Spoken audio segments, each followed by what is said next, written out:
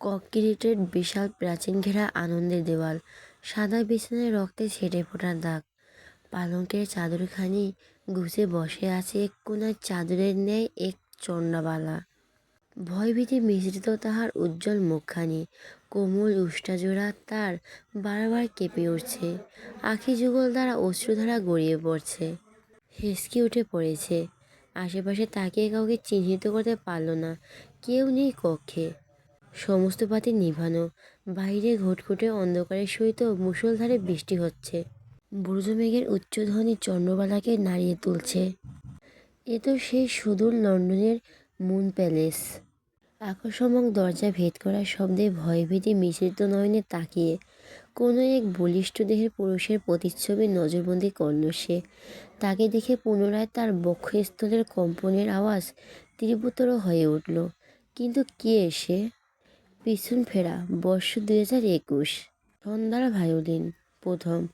পেছনে ফেরা কবুদায়, স্মৃতির শিকল ভরমে আটকে থাকা যুগলের গ্লানি, কৌতূহলে উড়ে আসা ধূমজালের ধূলিকণা করে নিঃস্ব আমায়। ব্যথাতুল বাম পাঁজরে দ্রুতগতির হৃদস্পন্দন ছাড়খাড় করে দেয় এই আমায়। পাপিষ্ঠ। ঢাকা শাহবাগ। সময় বেজে তখন ভোর 4:55। পূর্বপুরুষদের তৈরিকৃত এই খানমহল, পুরনো কংক্রিট দেওয়াল, পুরনো ঘষা মাজার দেওয়ালে ঝলসে যাওয়া রং, শ্যাওলার স্পর্শে গাঢ় সবুজ রং ছেয়ে গেছে এই দোতলা ভবনমহল। খানমহলের আশেপাশে গজে ওঠা গাছগুলো শত শত বছরের পুরনো। সেখান হতে পাখপাখালি কিচিরমিচির শব্দে মাতোয়ারা হয়ে থাকে সর্বক্ষণই এই মহল। বাগানে সদ্য জন্ম নেওয়া হয়েছে পুষ্পসর হতে ভেসে আসা মুগ্ধকর শীতল নতুবা গভীর সুবাস। দৈবা ভোর সকাল আনন্দমহলের টেলিফোন বেজে উঠল। ফরজের নামাজ পড়ার উদ্দেশ্যে মাত্রই মহল থেকে বের হচ্ছিলেন জনাব আজমল খান। এই সাত সকালের টেলিফোন বেজে ওঠা তিনি ভুরুযুগল কুঁচকালেন। দ্রুত গতিতে এগিয়ে গেলেন সে পানে। টেলিফোনটা রিসিভ করতে এক পরিচিত পুরুষলিয়ার গভীর কণ্ঠস্বর ভেসে আসলো। আজমল খান সালামে জবাব দিলেন তার। বেশ কিছুক্ষণ কথাবার্তা চালিয়ে গেলেন তিনি তার সাথে। পরিশেষে তিনি কলটা কেটে দিলেন। উষ্টাজোড়া প্রসারিত করে মুচকি হাসছেন ভীষণ। পরক্ষণেই চেঁচাতে লাগলেন উচ্চস্বরে। পরিশ্রান্ত ভোর সকালেই সবাই জেগে উঠল মুহূর্তেই। সকলের চোখ কসলাতে কসলাতে নিজ কক্ষ হতে বেরিয়ে আসে। সবার প্রথমে ছুটে আসলেন আজমল খানের সহধর্মিণী আলিনী খান। কণ্ঠনালী দীর্ঘ করে উদ্বিগ্ন স্বরে আওড়ালেন তিনি। কি হয়েছে, এভাবে চেঁচাচ্ছেন কেন আপনি? আজমল খান সেনান হেসে সাহসা উত্তর দিলেন। আব্রু দেশে আসছে আজ। উপস্থিত সকলে কণ্ঠরোধ হলো। নয়নে মিশ্রিত ঘুম কাতুরে আবেশ মুহূর্তে উদা হয়ে গেল সবার। দীর্ঘ 8 বছর বাদে আজ লন্ডন থেকে দেশে ফিরবে খান বংশের বড় কর্তা আজমল খানের একমাত্র ছেলে আরুরাফ খান আব্রু, যার দরুন সে সকাল থেকে খানমহলের জুড়ে চলছে অনুষ্ঠানের সাজগোজের বিশাল তোড়জোড়ে। দীর্ঘ 8 বছর আব্রু একটিবারের জন্য মাতৃভূমির পদধূলি তার পায়ে স্পর্শ করেনি স্পর্শ মমতাময়ী মায়ের আদুরি হাত। তবে প্রতিনিয়ত যোগাযোগ ছিল সকলের সাথে, শুধু একজন ব্যতীত, যার সাথে সাক্ষাৎ হওয়ার ভয়ে দেশের মাটিতে পা রাখা হয়নি। বোধহয় কোনোদিন ফেরার ইচ্ছেও ছিল না নিজের জন্মভূমিতে। মাত্র জগন্নাথ বিশ্ববিদ্যালয় হতে ক্লাস শেষ করে খানমহলে ফিরল ওহু। তার পুরো নাম আরুরা খান ওহুজান, ডাকনাম ওহু। সে অনার্স প্রথম বর্ষের ছাত্রী। খান বংশের প্রধান 3 জন কর্তা। 4 জন ছিলেন, তবে তিনি জন্মের পরপরই মারা গিয়েছিলেন। বড় কর্তা জনাব আজমল খান, তারই একমাত্র ছেলে, খান পরিবারের পুরো চোখের মণি এবং অহংকার আবরাব খান আব্রু, যে কিনা লন্ডন থেকে পড়াশোনার ইতি ঘটিয়ে নিজ ভূমিতে ফিরছে বহুদিন বাদে। আব্রু লন্ডনের বিখ্যাত সুপরিচিত বিশ্ববিদ্যালয়ের রয়্যাল হলওয়ে ইউনিভার্সিটি অব লন্ডনের এক ছাত্র ছিল। খান পরিবারের মেজ কর্তা জনাব আজমিন খান, তার 2 মেয়ে। বড় মেয়ে উম্মে শিফা খান, বংশের বড় মেয়ে সে, এবং ছোট মেয়ে শেফা খান নিহা। পরিবারের সদস্যের মধ্যে সব থেকে ছোট সে। ছোট কর্তা আহুর বাবা জনাব আশরাফ খান। এই 3 কর্তার একজন আদুরে বোনও রয়েছে। গ্রীষ্মের তপতপে রোদে পুড়ে ছাই হয়ে যাওয়ার উপক্রম। এক কাঁধে ঝুলছে ওহুর স্কুল ব্যাগ, বুকের সাথে চেপে ধরেছে সে দুইখানা বই। আজ ফর্সা উজ্জ্বল মুখে খানি রোদের তোপে লালচে রং ধারণ করেছে। কপাল বেয়ে ঘাম ঝরে পড়ছে কয়েক ফোঁটা, চিকন ভুরু যুগল কুচকালো। মহলে তো সে তো আয়োজন করে হই হুল্লোড় দেখে। অহুর মস্তিষ্ক নেতিয়ে উঠল, প্রচণ্ড ব্যথা টনটন করে ওঠে মুহূর্তেই। কপালের দুপাশ আঙুল দিয়ে ডলতে লাগলো। সিঁড়ি বেয়ে দোতলায় পৌঁছাতে পৌঁছাতে ব্যথাতুল চাপা কণ্ঠে বলি ছড়ল, আমার রুমে 1 কাপ চা দিয়ে যাইয়েন আম্মি, মাথাটা অনেক ব্যথা করছে। কিন্তু ওর আম্মি যান মহাব্যস্ত এখন, সাথে বাড়ির অন্যান্য লোকজন এমনকি চাকর বাকরাও।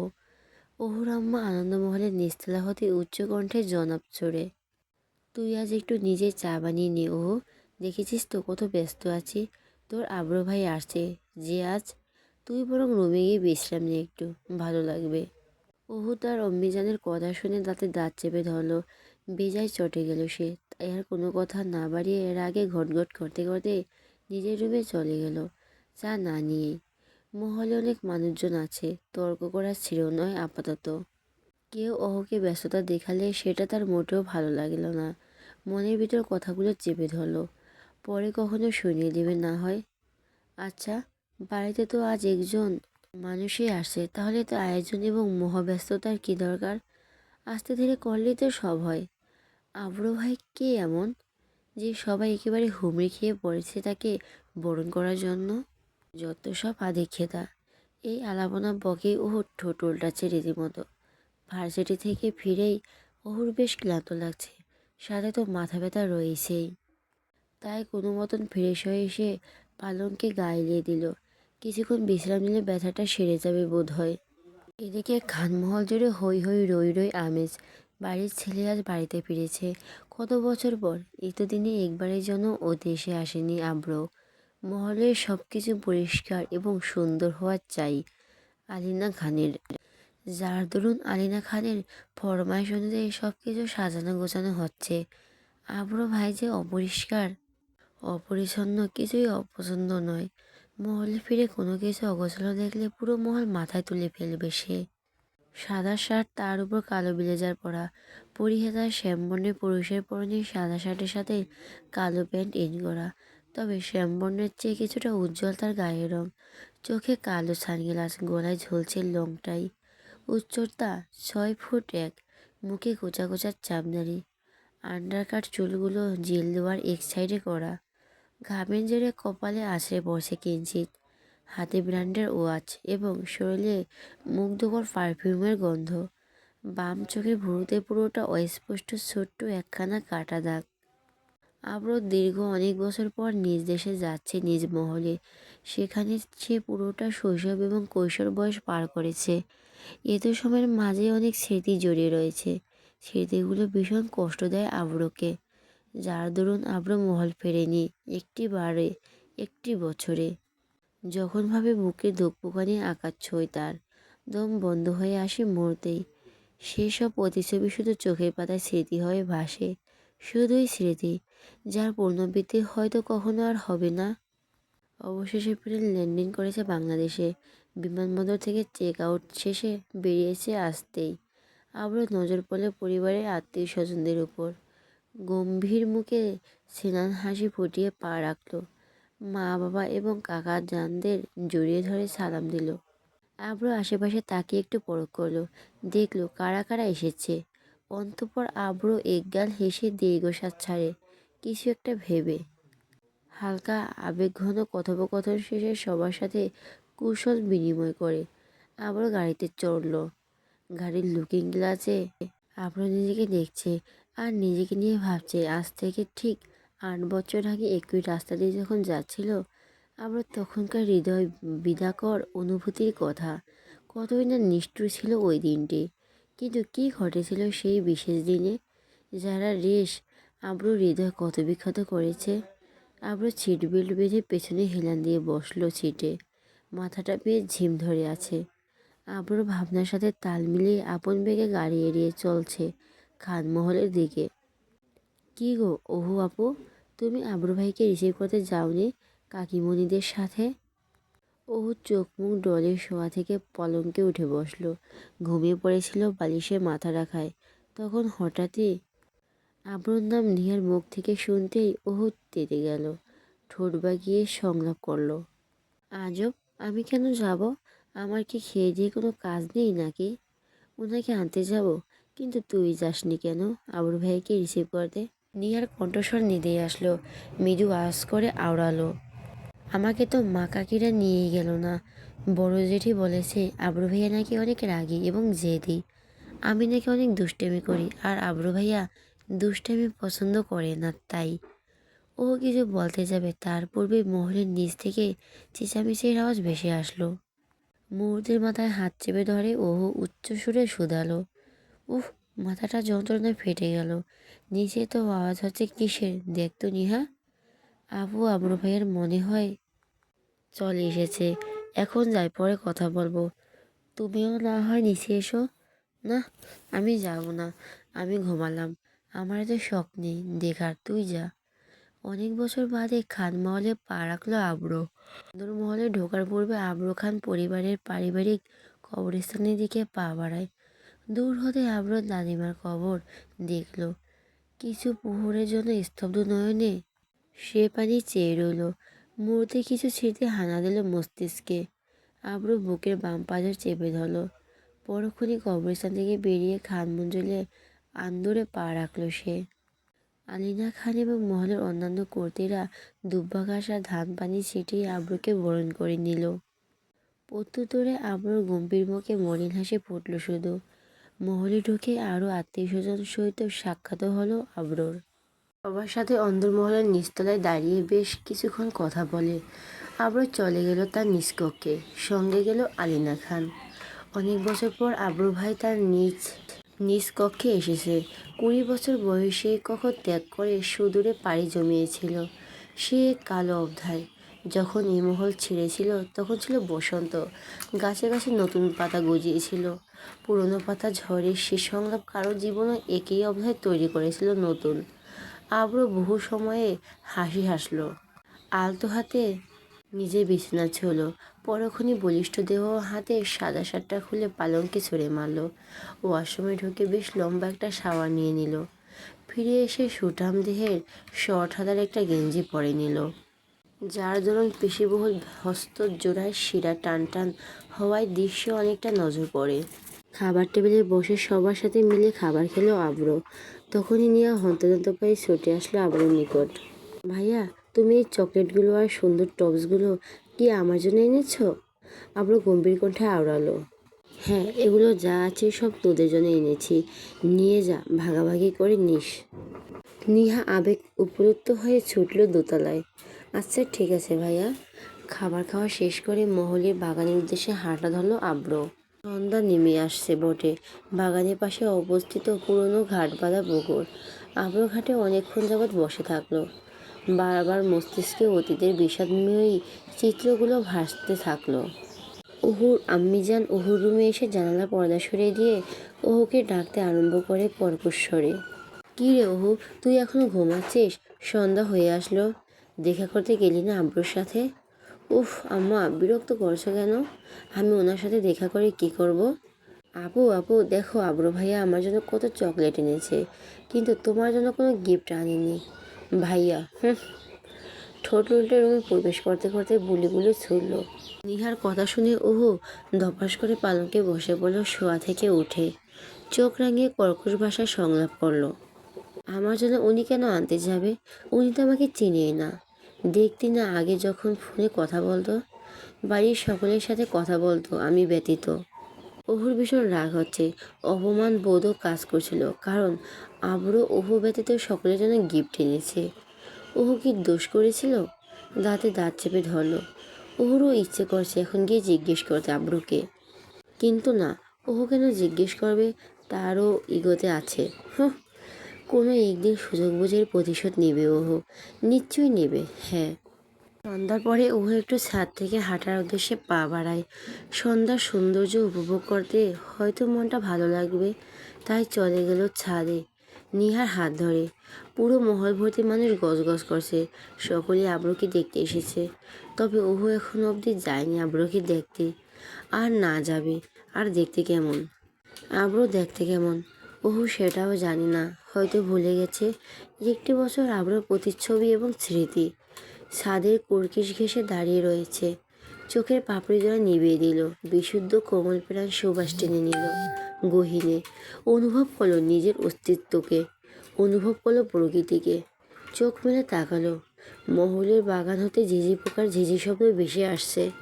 ওহু মুচকি হাসে, পরক্ষণে পাশ ফিরতে সে হাসি উদাও হয়ে গেল। বুড়ো জোড়া টেনে কুচকালো, চোয়াল চেপে ধরল নিহার চিত্ত দেখে। নিহা ওকে দেখে দেখে চকলেট খাচ্ছে, বেচারি গাল মুখ চকলেটে লেগে আছে, এরকমভাবে খাচ্ছে। ওহু মুখ ফিরিয়ে নেয়, রাগে ফুঁসতে ফুঁসতে আওড়ালো আজে বাজে চিন্তা ভাবনা। এই হতচ্ছাড়া না কোনো কিছুই খাবে না বলে পণ আটল ওহু তার অন্তরিন্দ্রিয়ে। ভীষণ অভিমান চেপে ধরল কবরে। ভাবলো কালকেই ফুপির বাসায় রওনা দিবে। ভয় পাস না, শুধু চেক করছিলাম ঠিক আছে কিনা। শিবা মাথা নেড়ে স্বস্তির নিঃশ্বাস ফেলল। তৎক্ষণাৎ কফির মুখটা টেবিলে রেখে সেখান থেকে কেটে পড়ল। পা দ্রুত করে দরজার দিকে আবারও হাসলো ক্ষীণভাবে। হঠাৎ আলমারির ভেতরে আরেকটা জিনিস নজরে পড়ল, একটা ভায়োলিন। পুরনো, কিন্তু তার সোনালি স্ট্রিংগুলো বোধ হয় আজও কিছুর ইঙ্গিত দিচ্ছে। শিবা মাথা নেড়ে স্বস্তির নিঃশ্বাস ফেলল। তৎক্ষণাৎ কফির মুখটা টেবিলে রেখে সেখান থেকে কেটে পড়ল। পা দ্রুত করে দরজা দিকে আবারও হাসলো ক্ষীণভাবে। হঠাৎই আলমারির ভিতর আরেকটা জিনিস নজর পড়ল, একটা ভায়োলিন। পুরনো, কিন্তু তার সোনালি স্ট্রিংগুলো বোধ হয় আজও কিছুর ইঙ্গিত দিচ্ছে। আবারও ভায়োলিন হাতে তুলে হাঁটা দিল পুকুর ঘাটের দিকে। মহলের বাগান থেকে পেছার গম্ভীর হুঙ্কার শোনা যাচ্ছে বোধ হয়। চারদিক থেকে মাগরিবের আজান ভেসে এসেছে বহু আগেই, যার দরুন ও ছাদ থেকে নেমে সরাসরি নিজের রুমে চলে গিয়েছে। উজু করে মাগরিবের নামাজ পড়ে নিল, পালঙ্কে বসে ফোন চাপছে এক হাতে আর অন্য হাতে চামচ দিয়ে সেমাই খাচ্ছে। দুই বাং বিদ্যুৎ গতিতে কেউ ওহু রুমে প্রবেশ করলো। ওহু হকচকিয়ে উঠল, ভুরু জোড়া টেনে কুচকালো ভীষণ। পালঙ্ক ছেড়ে নেমে মেঝেতে দাঁড়ালো, মুঠোফোনটা সাইড টেবিলের উপর রেখে ভালো করে আশপাশটা পরখ করলো। এ তো অচেনা কেউ নয়, ওহুর হোম টিউটর তানহা মিস নিজেই। হঠাৎ কি হলো ওনার? আশ্চর্য। ওহু ঠোঁট বাঁকিয়ে প্রবল বেগে প্রশ্ন ছুড়ল, কি হয়েছে মিস? আপনি হাঁপাচ্ছেন কেন? কি এমন দেখেছেন হঠাৎ? তানহা পায়ে গিয়ে সোফায় গিয়ে বসলো, কিছুটা থেমে দ্রুত আওড়ালো, আহো, তোমাদের বাড়িতে ওই সুদর্শন ছেলেটাকে আমি তো আগে কখনো দেখিনি। ছেলেটা কত হ্যান্ডসাম! ইস, প্রথম দেখে প্রেমে পড়ে গেলাম আমি। ওহু চমকালো এ কাণ্ডে। মেয়ে মানুষ তাহলে আজকাল ছেলেদের দেখে টাসকে খায়? কিন্তু ওহু কিঞ্চিৎ ভাবনায় বিভোর, ঠিক মিলিয়ে উঠতে পারল না যেন কার কথা বলেছে তানহা। ওহু মনে মনে আওড়ালো, কি বলছে মিস? কাকে দেখলো? কে এত হ্যান্ডসাম আবার এই বাড়িতে? পরক্ষণে ওর মস্তিষ্ক খুঁজে পায় সে প্রশ্নের উত্তর। নামটা অন্তরিন্দ্রিয়ে বাঁচতে দীর্ঘশ্বাস ছাড়ে, বিরক্তিকর সহিত বলি ছুঁড়ে মৃদু স্বরে, না মিস, ওটা তো আমার আবরো ভাইয়া, আজকে লন্ডন থেকে দেশে ফিরেছে। আপনি ওনাকে দেখে প্রেমে পড়ে গিয়েছেন? আশ্চর্য! তৃষার লাজ লজ্জা ভুলে যায়, খানিক লজ্জা পেয়ে আওড়ালো, কি যে বলো, এ তো শুধু হ্যান্ডসাম ছেলে দেখলে কে বা ফিদা হবে। কি সুন্দর করে ভায়োলিন বাজাচ্ছে পুকুর ঘাটে বসে। তুমি একটু ওনার ফোন নাম্বারটা জোগাড় করে দাও না আমায়। তানার বেসুরম কথাবার্তা শুনে ওহুর কানল রক্তিম হয়ে ওঠে। ছাত্রীর সামনে শিক্ষক তার ভাইয়ের প্রেমের প্রস্তাব দিচ্ছে, কি লজ্জার কথা! গুরুজনেরা হয়তো সত্যিই বলে, প্রেমে পড়লে মানুষ লাজ লজ্জা ভুলে যায়। ওহুর চোয়াল চেপে আসে, কিঞ্চিৎ রাগ হচ্ছে তার এই বেসরম কথা শুনে। তানা থেকে নজর টেনে এনে মেঝেতে নামায়। অন্তঃপুর আর কথা না বাড়িয়ে পড়ায় মনোযোগ দেয় ওহু। একটু পরে নিয়ে আসে, কারণ তানা দুজনকেই পড়ায়। রাত 10টা। ওহু নিজের কক্ষ থেকে বেরিয়ে মহলের নিচতলায় আসে। এতক্ষণ এই মহলটার মানুষ গিজগিজ করছিল। কানের পোকা নড়ে গেছে ওহুর। বেশ ক্ষুধা লাগছে। ডাইনিং টেবিলে একটা চেয়ার টেনে বসলো, আশেপাশে নজর বুলালো। বেশ ফাঁকা ফাঁকা লাগছে। অন্দরমহলের বাহির হতে কথোপকথনের আওয়াজ ভেসে আসছে। ওহু চমকালো ভীষণ। প্রতিদিন এই সময় সবাই ডিনার করে, অথচ আজ কেউ নেই ডাইনিংয়ে। সবাই কোথা গেল? ওহুকে রেখে সবাই খেয়ে ফেলছে নাকি?